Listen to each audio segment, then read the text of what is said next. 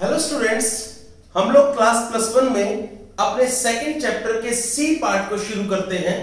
Second chapter का C part हमारा this is called vectors. हम वेक्टर्स के बारे में बात करेंगे। वेक्टर्स क्या होते हैं, स्केलर्स क्या होते हैं, हम इन चीजों को अब यहां पे डिस्कस करना शुरू करते हैं। बच्चों, सबसे पहली बात मैं आपको हर बार यही बोलता आया हूं कि फिजिक्स के किसी भी चैप्टर को अगर आप शुरू करना चाहते हो तो उसके लिए आपको फिजिक्स की डेफिनेशन आनी चाहिए। फिजिक्स की डेफिनेशन से ही आप सभी चीजों को स्टार्ट कर सकते हैं। फिजिक्स की डेफिनेशन से आपके लिए इजी हो जाता है उन सब चीजों को समझना। सबसे पहली बात, हम फिजिक्स की डेफिनेशन को समझें तो फिजिक्स साइंस की ब्रांच है और फिजिक्स साइंस की वो ब्रांच है जिसके अंदर हम नेचर के बारे में और नेचुरल फिनोमिना के बारे में बात करते हैं। तो हम कहेंगे physics is the branch of science which deals with the study of nature and natural phenomenas. तो अगर कहीं पर कोई नेचुरल फिनोमिना हो जाए और उस नेचुरल फिनोमिना को हम प्रॉपरली एक्सप्लेन करना चाहें तो देखिए हम किस तरीके से उसको समझेंगे। हम लोगों ने यहां पर मान लीजिए ये हम लोगों ने एक पेड़ ले लिया, ये रहा, और इस पेड़ से एक फ्रूट पक के नीचे गिरा है। तो यहां पर एक फ्रूट हमने समझ लिया, ये रहा, और ये फ्रूट यहां से पक के यहां आके गिर गया। तो अब कुछ क्वेश्चंस यहां हमारे दिमाग में आएंगे। सबसे पहला क्वेश्चन ये आया कि ये जो फ्रूट इस पेड़ से पक के नीचे गिरा है, ये फ्रूट नीचे क्यों गिरा? सबसे पहला क्वेश्चन तो यही आएगा कि ये फ्रूट नीचे क्यों गिरा है। दूसरी बात, इस फ्रूट ने नीचे आने में कितना टाइम लिया, second is that. And third is इस फ्रूट ने यहां से लेके यहां तक आने में कितना डिस्टेंस ट्रेवल किया है। तो एक पॉइंट हमारे पास ये आ गया। नेक्स्ट इज इस फ्रूट का मास कितना है, ये हमारे पास यहां पर आया है। अब एक बात समझिए, इस क्वेश्चन का आंसर कि फ्रूट नीचे ही क्यों गिरा, इस क्वेश्चन का आंसर आपको फिजिक्स से मिलेगा। यहां पर टाइम, डिस्टेंस, मास, ये सभी के सभी आपको कैलकुलेट करने पड़ेंगे। जब आप इन सभी को कैलकुलेट कर लोगे तो इन सभी की कैलकुलेशन करने के बाद अगर आप समझो तो आपको यहां से कुछ चीजें मिल सकती हैं। अगर आप चाहें तो फ्रूट कितने टाइम में नीचे आया, आपने वो टाइम निकाल लिया, आपने डिस्टेंस भी निकाल लिया, आपने फ्रूट का मास भी कैलकुलेट कर लिया। फ्रॉम दिस बेसिस आप फ्रूट की वेलोसिटी भी कैलकुलेट कर सकते हैं, आप फ्रूट का एक्सेलरेशन भी कैलकुलेट कर सकते हैं।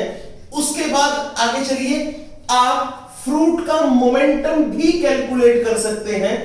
आगे चलिए, यहां पर आपके पास फ्रूट का टाइम पता लग गया, डिस्टेंस पता लग गया, मास पता लग गया, वेलोसिटी पता लग गई, एक्सेलरेशन पता लग गया, मोमेंटम पता लग गया, और जो चीजें आप यहां पर जो कैलकुलेटेबल है, जो कैलकुलेट की जा सकती है डायरेक्टली, आप वो सब चीजें यहां से कैलकुलेट कर सकते हैं इजीली। बट अब हम अगर इन पॉइंट्स को समझें कि हम लोगों ने टाइम निकाल लिया, डिस्टेंस निकाल लिया, मास निकाल ली, वेलोसिटी निकाल ली, एक्सेलरेशन निकाल लिया, मोमेंटम निकाल लिया, ये सब चीजें जो हम लोगों ने यहां पर कैलकुलेट की है, इन सब चीजों को हम लोगों ने प्रॉपरली कैलकुलेट कर लिया। चलिए ठीक है, यहां पर हमारा एक काम फिनिश हो जाता है। अब हम थोड़ा सा आगे चलते हैं। इस फ्रूट के अगर मोशन की बात की जाए तो ये फ्रूट यहां ऊपर से नीचे आके गिरेगा। ये सिर्फ यही एक फिजिक्स का फिनोमिना नहीं है, यही एक नेचुरल फिनोमिना नहीं है, और भी बहुत सारे नेचुरल फिनोमिनास हैं। उनमें से कुछ फिनोमिनास को हम 1 डायमेंशन से एक्सप्लेन कर सकते हैं, कुछ को 2 डायमेंशन से एक्सप्लेन कर सकते हैं, कुछ को 3 डायमेंशन से एक्सप्लेन कर सकते हैं। तो अब आप एक बात देखिए, यहां पर हमने ये सब चीजें कैलकुलेट कर ली। हम 2 dimension, 3 dimension, 2 dimension, 1 dimension, 3 dimension से हम इनको यहां पर कैलकुलेट कर सकते हैं। चलिए अब आप एक बात और समझिए, अगर हम बात करते हैं वन डायमेंशनल मोशन की, तो उस केस में ये हमारे पास यहां पर हमने ओरिजिन ले लिया, ये हमारा एक्स एक्सिस यहां पर है, एक ऑब्जेक्ट वन डायमेंशनल मोशन में है, in that case one dimensional motion यहां इस एक्स एक्सिस के अलोंग ही होगा, इसके अलावा कोई और यहां पर नहीं बन सकता। तो एक बात देखिए, यहां पर प्रॉपर डायरेक्शन पता लग चुकी है कि ये डायरेक्शन फिक्स है। लेकिन अगर हम बात करें तो वन डायमेंशन मोशन में डायरेक्शन प्रॉपर है, यहां से पार्टिकल इधर जाएगा तो ये वाली डायरेक्शन है, यहां से पार्टिकल इधर आएगा तो ये वाली डायरेक्शन है, यहां पर इधर जाएगा, इसको कहेंगे कि ये प्लस एक्स एक्सिस के अलोंग है, और अगर इधर जाएगा तो हम कहेंगे this is along minus x axis. चलिए, यानी कि हम लोगों ने प्लस और माइनस लेके इसको एक्सप्लेन कर दिया। अगर हमारा टू डायमेंशनल मोशन हो तो इन दैट केस वहां पर ये हमारा एक्स एक्सिस मान लेते हैं, ये हमारा यहां पर यही है, चलिए ये हमारा एक्स एक्सिस है और ये हमारा वाई एक्सिस है। उस केस में आपको पता होगा हम यहां पर इधर लेंगे एक डायरेक्शन में, ये एक्स एक्सिस है तो ये हमारा माइनस एक्स एक्सिस है, अगर ये वाला वाई एक्सिस है तो ये हमारा माइनस वाई एक्सिस है। अगर कोई पार्टिकल यहां पर इस प्लेन में है तो उस प्लेन में उस पार्टिकल के मोशन को एक्सप्लेन किया जा सकता है। वो कैसे?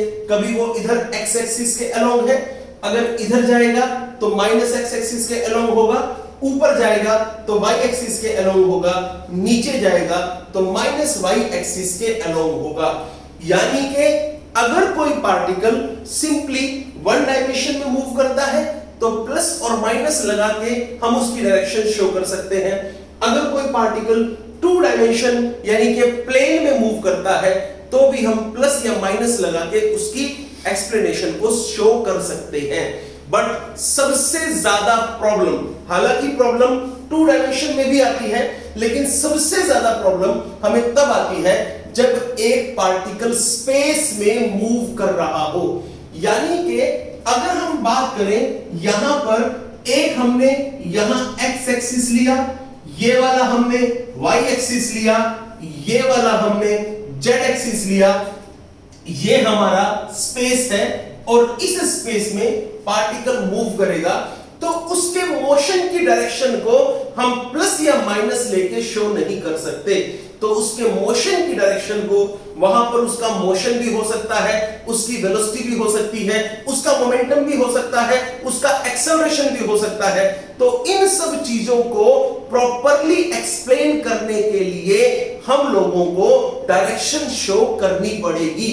जब तक डायरेक्शन शो नहीं करेंगे तब तक हम ये कह सकते हैं कि हमने अपने टॉपिक को या अपने नेचुरल फिनोमिना को प्रॉपर एक्सप्लेन नहीं किया, क्योंकि जिस तरफ पार्टिकल मूव करेगा वो डायरेक्शन हमें आइडेंटिफाई करनी जरूरी है। दैट्स व्हाई हम ये कह सकते हैं कि नेचुरल फिनोमिनास को, या यूं कहिए नेचुरल फिनोमिनास के अंदर होने वाले जो प्रोसेस है उनको एग्जैक्टली एक्सप्लेन करने के लिए हम लोगों को डायरेक्शन की रिक्वायरमेंट्स बनती है। जैसे मास अगर लें तो मास किसी भी डायरेक्शन में हो वो सिंपल एक वैल्यू पे होगा, लेकिन वेलोसिटी अगर इस डायरेक्शन में वाली को पॉजिटिव लिया तो इस डायरेक्शन वाली को क्या लोगे? एक्सेलरेशन भी इसी तरह, मोमेंटम भी इसी तरह, क्योंकि ये आपस में एक दूसरे से लिंक है। वेलोसिटी है, वेलोसिटी डिस्प्लेसमेंट पे डिपेंड करती है, एक्सेलरेशन वेलोसिटी पे डिपेंड करता है, मोमेंटम भी वेलोसिटी पे डिपेंड करता है। दैट्स व्हाई हम कह सकते हैं कि हम अगर किसी नेचुरल फिनोमिना को प्रॉपरली एक्सप्लेन करना चाहते हैं तो उसके लिए हम लोगों को डायरेक्शन की रिक्वायरमेंट बनती है। और बेसिकली वन डायमेंशन और टू डायमेंशन को हम पॉजिटिव नेगेटिव से शो कर सकते हैं, लेकिन जब थ्री डायमेंशन का मोशन होगा तो पार्टिकल पता नहीं किस डायरेक्शन में कहां जाएगा, हम उसकी डायरेक्शन को प्रॉपरली इंप्लीमेंट नहीं कर सकते। दैट्स व्हाई हम लोगों को यहां पर एक ऐसी चीज लेनी जरूरी है जो पार्टिकल की डायरेक्शन को प्रॉपर एक्सप्लेन कर सके। और जब हम इन चीजों को पढ़ना शुरू करते हैं कि जो डायरेक्शंस को प्रॉपर एक्सप्लेन कर सके, उसके लिए हम लोग अपने इसी टॉपिक पर फिर दोबारा आ जाते हैं, यहीं पर हम फिर दोबारा आते हैं। वो क्या था? नेचुरल फिनोमिना प्रॉपरली एक्सप्लेन करना है। नेचुरल फिनोमिना को प्रॉपरली एक्सप्लेन करने के लिए हम लोगों को कुछ क्वांटिटीज की रिक्वायरमेंट होती है और उन क्वांटिटीज को हम फिजिकल क्वांटिटीज का नाम देते हैं। तो इसका मतलब ये हमारे पास कुछ फिजिकल क्वांटिटीज हैं। आपको याद होगा जब हम लोगों ने डायमेंशन टॉपिक किया था तो डायमेंशन के अंदर भी मैंने आपको बताया था कि अगर कहीं पर कोई नेचुरल फिनोमिना हुआ है तो उस नेचुरल फिनोमिना को प्रॉपरली एक्सप्लेन करने के लिए हम लोगों को कुछ क्वांटिटीज की रिक्वायरमेंट होती है and such quantities are known as physical quantities. हम उनको फिजिकल क्वांटिटीज का नाम देते हैं और वो फिजिकल क्वांटिटीज जिनके बारे में हम जब पढ़ना शुरू करते हैं, हमने उनको पढ़ा डायमेंशंस के अंदर। हमने डायमेंशंस के बेसिस पे उन फिजिकल क्वांटिटीज को 4 पार्ट्स में डिस्ट्रीब्यूट किया था। पहला, अगर आपको याद हो, मैं एक बार हल्का सा आपको रिवाइज करा दूं। पहला, हमने डायमेंशंस के अंदर डायमेंशंस के बेसिस पे फिजिकल क्वांटिटीज को 4 कैटेगरी में डिवाइड किया था। पहला हमारे पास था दिस इज डायमेंशनल वेरिएबल। क्या नाम है? डायमेंशनल वेरिएबल, यानी कि वो फिजिकल क्वांटिटी जिसका डायमेंशन फॉर्मूला तो है लेकिन उसकी वैल्यू लगातार वेरी करती रहती है। उसको हमने नाम दिया था, इट वाज डायमेंशनल वेरिएबल। अब हम थोड़ा और आगे अगर इसकी बात करूं तो ये हमारे पास सिंपल है। सबसे सिंपल यही वाला केस बनता है। जैसे वेलोसिटी की बात करें, किसी भी पार्टिकल की वेलोसिटी तो कभी कुछ होगी कभी कुछ होगी, यानी कि पार्टिकल की वेलोसिटी वेरी करेगी लेकिन डायमेंशन फॉर्मूला सेम रहेगा। डायमेंशन फॉर्मूला वेलोसिटी का क्या होता है? दिस इज, आपको पता है, m नॉट L1 t की पावर -1। तो डायमेंशन फॉर्मूला चेंज नहीं होता, वेलोसिटी का मैग्नीट्यूड चेंज होता रहता है। तो ये हमारे पास डायमेंशनल वेरिएबल एक आया था। दूसरी बात अगर हम और देखें, फिर हमारे पास यहां पर आया था दिस इज डायमेंशनल, या ऐसा कह लीजिए डायमेंशनलेस वेरिएबल। हमारे पास सेकंड है डायमेंशनलेस वेरिएबल। तो समझिए ये डायमेंशनलेस वेरिएबल क्या होते हैं? वो फिजिकल क्वांटिटीज जिनका कोई डायमेंशन फॉर्मूला नहीं होता फिर भी उनका मैग्नीट्यूड वेरी करता है, उन्हें हम डायमेंशनल वेरिएबल कहते हैं, सॉरी डायमेंशनलेस वेरिएबल कहते हैं। वो फिजिकल क्वांटिटीज जिनका कोई डायमेंशन फॉर्मूला नहीं होता, उनका मैग्नीट्यूड वेरी करता है। एग्जांपल, जितने भी हमारे ट्रिग्नोमेट्रिक फंक्शंस हैं वो सभी के सभी डायमेंशनल वेरिएबल्स के अंदर, डायमेंशनलेस वेरिएबल्स के अंदर ही आते हैं। उसके बाद हम थोड़ा और आगे चलते हैं। Next is dimensional constant. This is dimensional constant. तो आप समझिए ये डायमेंशनल कांस्टेंट्स कौन सी क्वांटिटी हैं? आप सुनिए इसको और ध्यान से सीखिए। डायमेंशनल कांस्टेंट वो फिजिकल क्वांटिटी होती है जिनका डायमेंशन फॉर्मूला तो है लेकिन उनका मैग्नीट्यूड कांस्टेंट होता है।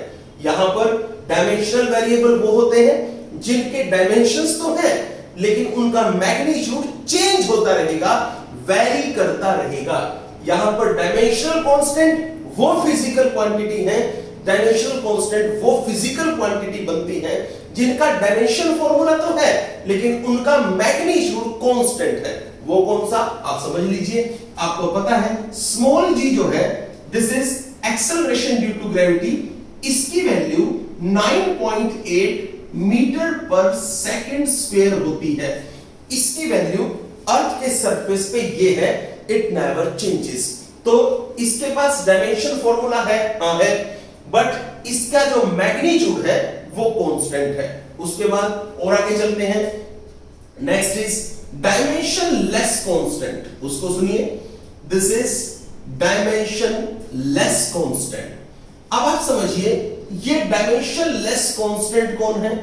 वो फिजिकल क्वांटिटी होंगी जिन फिजिकल क्वांटिटीज के बारे में आप सिर्फ इतना पढ़ेंगे कि इनका मैग्नीट्यूड तो कांस्टेंट है, लेकिन इनका कोई डायमेंशन फॉर्मूला नहीं है, यानी कि those physical quantities which does not have any dimension formula but they have constant values, such physical quantities like pi constant value होती है इसकी 22/7, लेकिन इसका कोई डायमेंशन फॉर्मूला नहीं होता। तो इस तरीके से डायमेंशंस के बेसिस पे हम लोगों ने फिजिकल क्वांटिटीज को 4 कैटेगरी में डिवाइड किया था।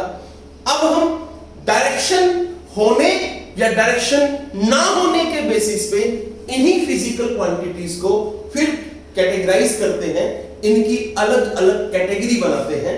तो जब हम लोगों ने इन फिजिकल क्वांटिटीज को जो हमें रिक्वायर्ड होती है किसी भी अगर प्रॉपरली किसी नेचुरल फिनोमिना को एक्सप्लेन करना है, तो किसी भी नेचुरल फिनोमिना को प्रॉपरली एक्सप्लेन करने के लिए हम जिन क्वांटिटीज की रिक्वायरमेंट रखते हैं उन्हें हम फिजिकल क्वांटिटीज कहेंगे।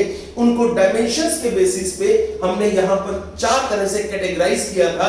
अब उन्हीं फिजिकल क्वांटिटीज को हम उनकी डायरेक्शन होने या डायरेक्शन ना होने के बेसिस पे भी उनको कैटेगराइज करते हैं, और उनको डायमेंशंस के बेसिस पे यानी कि कह लीजिए उनको डायरेक्शन के बेसिस पे हम उनको 2 तरह से कैटेगराइज कर सकते हैं। अब देखिए डायरेक्शन के बेसिस पे अगर हम उनको कैटेगराइज करते हैं तो हमारे पास 2 ही कैटेगरी बनती है on the basis of direction. पहला हम उसको कहेंगे दैट इज स्केलर क्वांटिटीज, क्योंकि ये फिजिकल क्वांटिटीज है, so these are known as scalar quantities. तो हम इनको स्केलर क्वांटिटीज भी कह सकते हैं या हम इनको स्केलर्स भी कह सकते हैं। तो you can also say these scalars और you can also say these are scalar quantities. Then आप समझिए स्केलर क्वांटिटीज कौन सी हैं। स्केलर क्वांटिटीज वो क्वांटिटीज हैं जिन क्वांटिटीज के पास सिर्फ मैग्नीट्यूड की रिक्वायरमेंट है, उनकी डायरेक्शंस को हम एक्सप्लेन नहीं करते, या यूं कहिए उनके अंदर डायरेक्शन जो है वो मैटर नहीं करती।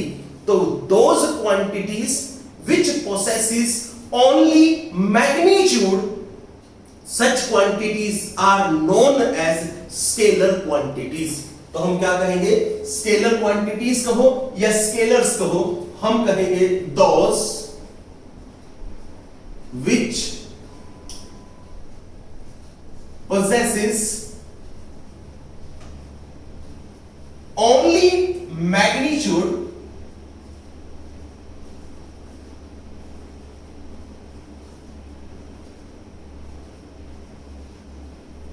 those which possesses only magnitude are called scalars।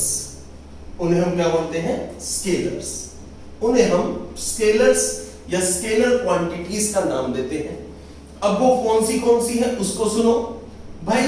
सबसे पहले स्केलर क्वांटिटी में हमारे पास आता है टाइम, एक स्केलर क्वांटिटी है, it does not contain any direction.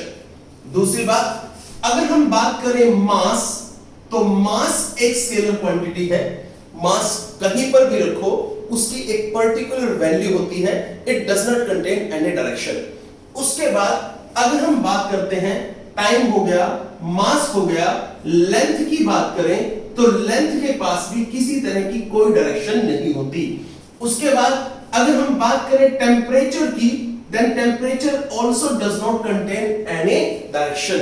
Temperature के पास भी किसी तरह की कोई डायरेक्शन नहीं होती। उसके बाद अगर हम बात करें इलेक्ट्रिक करंट की, तो इलेक्ट्रिक करंट भी एक स्केलर क्वांटिटी ही है, बिकॉज इलेक्ट्रिक करंट की भी अपनी कोई पर्टिकुलर डायरेक्शन नहीं होती।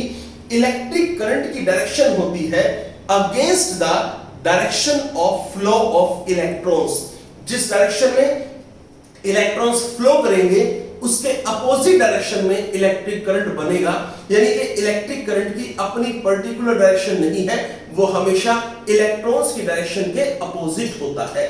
उसके बाद अगर हम और आगे चलते हैं, next is our vectors. You can also say vector quantities. समझिए वेक्टर क्वांटिटीज क्या है या वेक्टर्स क्या है, इसके बारे में भी हम बात कर लेते हैं।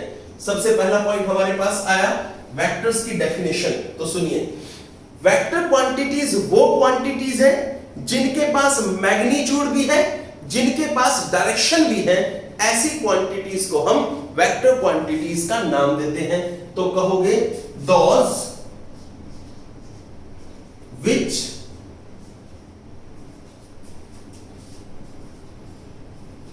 possesses both magnitude and direction are called vectors। जिनके पास मैग्नीट्यूड भी होता है, डायरेक्शन भी होती है, उनको हम वेक्टर्स का नाम देते हैं। एग्जाम्पल अगर हम और पढ़ें तो देखिए एग्जाम्पल में क्या है। सबसे पहली बात डिस्प्लेसमेंट। डिस्प्लेसमेंट के पास अपनी डायरेक्शन होती है। डिस्प्लेसमेंट से लिंक होती है वेलोसिटी। वेलोसिटी भी एक वेक्टर क्वांटिटी ही है। उसके बाद अगर हम बात करें यहां पर, उसके बाद आता है एक्सेलरेशन। एक्सेलरेशन भी एक वेक्टर क्वांटिटी है। फोर्स भी एक वेक्टर क्वांटिटी है। उसके बाद अगर हम आगे बढ़े यहां से, तो टॉर्क भी एक वेक्टर क्वांटिटी ही है। मोमेंटम भी एक वेक्टर क्वांटिटी ही है। इस तरीके से ये हम लोगों को यहां पर पढ़ना है। आगे चलिए, ये हमारे पास वेक्टर्स की स्टेटमेंट आ गई, वेक्टर्स के एग्जाम्पल आ चुके हैं। यहां पर स्केलर की स्टेटमेंट है, स्केलर के एग्जाम्पल आ चुके हैं। तो हमें पता चल चुका है कि स्केलर क्वांटिटीज कौन सी हैं, वेक्टर क्वांटिटीज कौन सी हैं। हम इनसे अब और आगे बढ़ने की कोशिश करते हैं। सबसे पहली बात, इनके बीच में अगर डिफरेंस हमसे पूछा जाए, what is the difference between scalars and vectors, तो देखिए स्केलर्स और वेक्टर्स के बीच में क्या क्या डिफरेंसेस हैं, हम उन सब चीजों को अब यहां पर समझने की कोशिश करते हैं। आप उसको देखिए।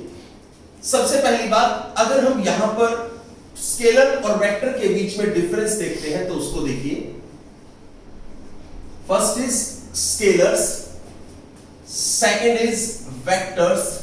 हमने स्केलर्स और वेक्टर्स के बीच में डिफरेंस पढ़ने हैं। पहला डिफरेंस यहां पर आएगा कंटेन्स। अगर हम बात करें कंटेन्स, यानी कि स्केलर कंटेन्स करते हैं only magnitude. Scalar contains only magnitude. यहां पर आओ, कंटेन्स बोथ मैग्नीट्यूड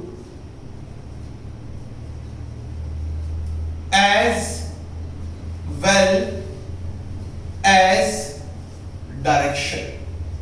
इसके अंदर मैग्नीट्यूड और डायरेक्शन दोनों हमें चाहिए होते हैं। सेकंड थिंग इज, अगर हम और देखते हैं यहां पर, तो देखिए स्केलर्स और वेक्टर्स के अंदर और डिफरेंसेस क्या है। स्केलर्स चेंज हो जाएंगे अगर मैग्नीट्यूड चेंज हुआ है तो क्या कहोगे, it changes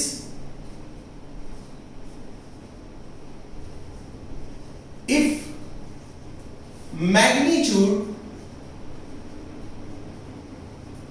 is change। Second, it changes when both magnitude and direction changes। ये तब बदलता है जब मैग्नीट्यूड और डायरेक्शन दोनों बदलते हैं। आगे चलिए, ये इसके अंदर जो खास मेजर डिफरेंसेस हैं वो आपको यहां पर समझने हैं। अब क्वेश्चन आता है कि चलिए ठीक है, हम लोगों ने यहां पर मैग्नीट्यूड लिया, यहां पर मैग्नीट्यूड और डायरेक्शन दोनों ली है। अब ये बताइए इनके हमारे पास यूज क्या है, हमें इनके अंदर जो यूज करने हैं हम उन सब चीजों को अब यहां पर समझने की कोशिश करते हैं। तो सबसे पहला पॉइंट हमारे पास आता है कि चलिए ठीक है, हम लोगों ने वेक्टर्स तो ले लिए हैं, लेकिन ये तो बताइए, पहला क्वेश्चन वेक्टर को रिप्रेजेंट कैसे करें, दूसरा क्वेश्चन वेक्टर से हमें बेनिफिट क्या हुआ, तीसरा क्वेश्चन वेक्टर के अंदर और किस किस तरीके से हम चीजों को डेवलप कर सकते हैं। तो सबसे पहली बात हमारे पास यहां पर आया है यूजेस ऑफ वेक्टर्स। वेक्टर्स को अगर हम यूज करें तो वेक्टर्स का यूज कैसे है। सबसे पहले मैं यहीं से शुरू कर रहा हूं, दिस इज यूजेस या यूज ऑफ वेक्टर्स। वेक्टर्स का यूज हमारे पास क्या है, सुनिए भाई। सबसे पहला यूज वेक्टर का यह है कि वेक्टर से हमें जो ये क्वांटिटीज जिनके पास मैग्नीट्यूड भी होता है, जिनके पास डायरेक्शन भी होती है, वेक्टर की मदद से हम लोगों को इन क्वांटिटीज को ऐड करना आ गया, सब्ट्रैक्ट करना आ गया, मल्टीप्लाई करना आ गया।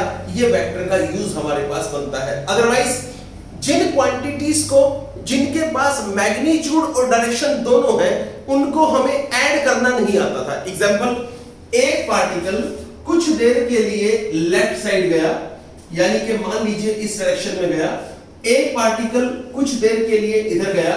बताइए दोनों ने मिल करके कितना डिस्टेंस ट्रेवल किया, या यूं कह लीजिए एक इस तरफ गया एक इस तरफ गया, दोनों का रिजल्टेंट कितना है हमें कुछ नहीं पता था। ऐसे निकालना हमें कैलकुलेट करना नहीं आता। इन तरह से चीजों को वेक्टर की मदद से हमने ये सब करना सीखा कि भाई अगर डायरेक्शन हमें दे रखी है तो डायरेक्शन की हेल्प से हम किस तरीके से क्वांटिटीज को सोल्व कर सकते हैं, डायरेक्शन की हेल्प से हम कैसे नए वैल्यूज को कैलकुलेट कर सकते हैं, ये हमने यहां पर सीखा है। सो अगर हम वेक्टर के यूज की बात करें तो हम लिखेंगे this is addition, subtraction,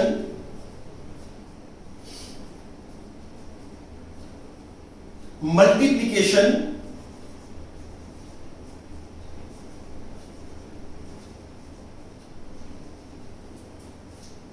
of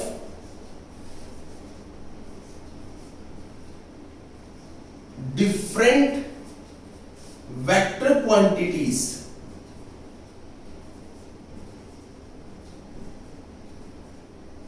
can be done। हम अलग अलग क्वांटिटीज की मल्टीप्लिकेशन कर सकते हैं, उनका डिफरेंशिएशन कर सकते हैं, उनको ऐड कर सकते हैं। बट एक बात ध्यान रखिए, आज तक हम लोगों ने वेक्टर्स को डिवाइड करना नहीं सीखा है। हम लोगों को वेक्टर्स को डिवाइड करना नहीं आता है, तो division of vector is not possible. तो एक बात देखिए, स्केलर्स को भी ऐड करना आता है हमें, स्केलर्स को मल्टीप्लाई करना आता है, सब स्केलर्स को डिवाइड करना आता है, लेकिन वेक्टर्स को हमें ऐड करना आएगा, सब्ट्रैक्ट करना आता है, मल्टीप्लाई करना आता है।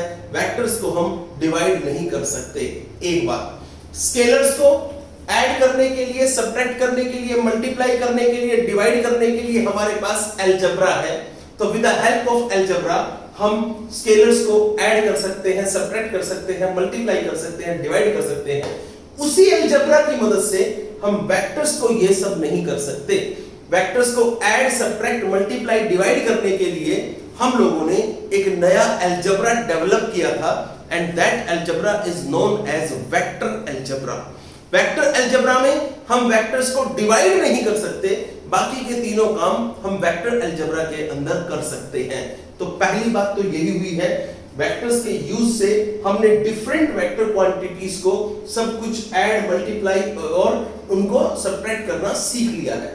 दूसरी बात हमारे पास और हमने इससे क्या सीखा, और हमने इससे सबसे पहले एक चीज और सीखी, वेक्टर को यूज करके हमारे पास जो बड़े बड़े डेरिवेशंस थे उन बड़े बड़े डेरिवेशंस को हमने कॉम्पैक्ट फॉर्म में लिखा है, यानी कि उन डेरिवेशंस को हमने एक लिमिटेड फॉर्म में लिख दिया, यानी कि उन डेरिवेशंस को हम शॉर्ट फॉर्म में लिख सकते हैं with the use of vectors. तो पहली बात मैंने क्या बताई, वेक्टर्स को ऐड सब्ट्रैक्ट मल्टीप्लाई किया जा सकता है with the help of vector algebra. दूसरी बात मैंने क्या बताई, वेक्टर्स को यूज करके हम बड़े बड़े डेरिवेशंस को कॉम्पैक्ट फॉर्म में लिख सकते हैं, यानी कि शॉर्ट फॉर्म में हम उनको लिख सकते हैं। और इंपॉर्टेंट चीज सुनिए, वेक्टर्स के अंदर इंपॉर्टेंट चीज ये है, कॉम्पैक्ट फॉर्म में लिखने से यानी कि शॉर्ट फॉर्म में लिखने से कोई फॉर्मूला चेंज नहीं होता, यानी कि किसी भी फॉर्मूले के अंदर किसी भी तरह का कोई चेंज नहीं आता जब हम वेक्टर को कॉम्पैक्ट फॉर्म में लिख देते हैं तब। तो इस तरह से हम ये कह सकते हैं कि वेक्टर्स को हमने इस तरीके से रिप्रेजेंट किया है। अब हम रिप्रेजेंटेशन ऑफ वेक्टर्स को थोड़ा और आगे पढ़ेंगे। वेक्टर्स को अगर हम रिप्रेजेंट करना चाहें, वेक्टर्स को हम शो करना चाहें, तो वेक्टर को शो करने का मेथड हमारे पास क्या है, यानी कि किसी भी वेक्टर की रिप्रेजेंटेशन अगर हम करें तो how we can represent a vector. So our topic is representation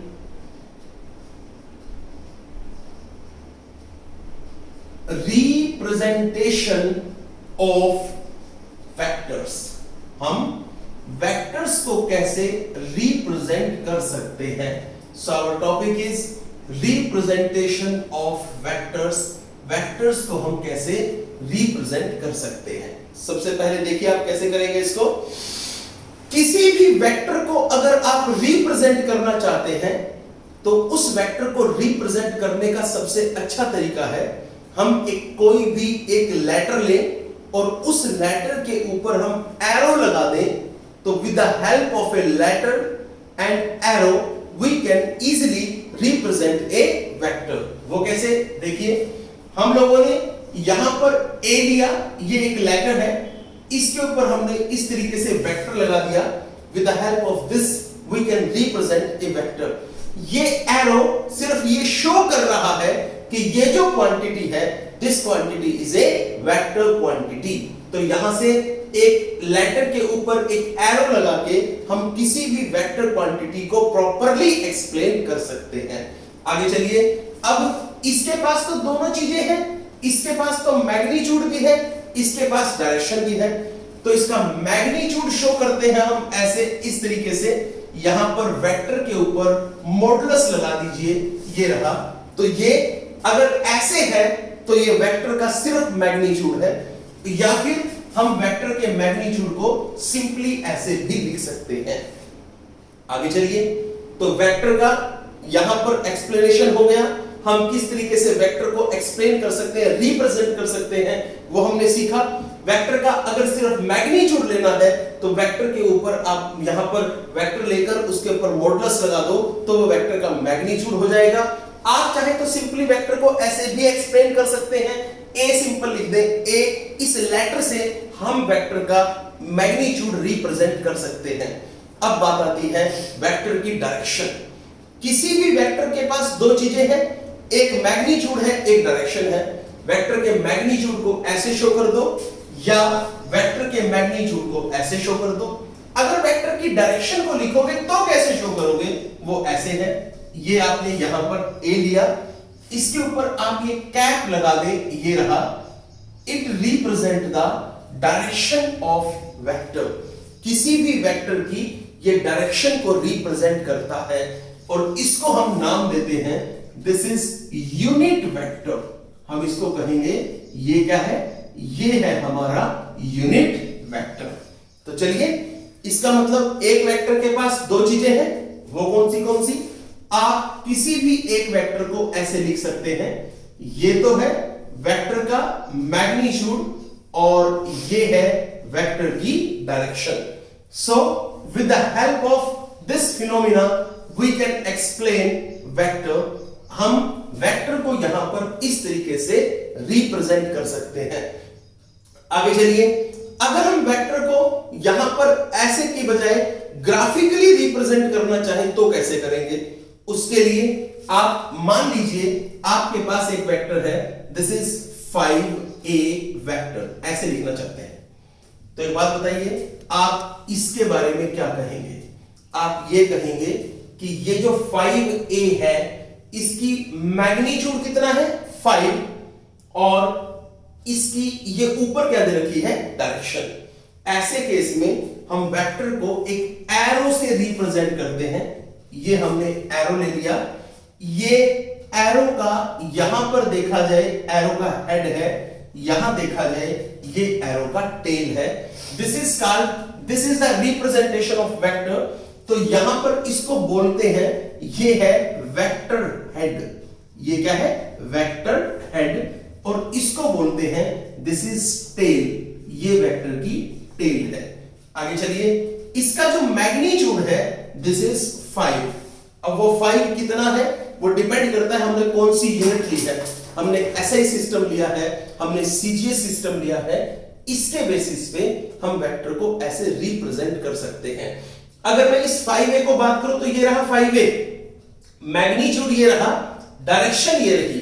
अगर आप कहो सर इसको ना -1 से मल्टीप्लाई कर दो तो ठीक है, अब इसको -1 से मल्टीप्लाई करोगे तो ये कितना बन जाएगा, it will become -5a vector. ये क्या होगा, ये इसके अपोजिट डायरेक्शन में ऐसे है, यानी कि ये इस तरीके से आ जाएगा।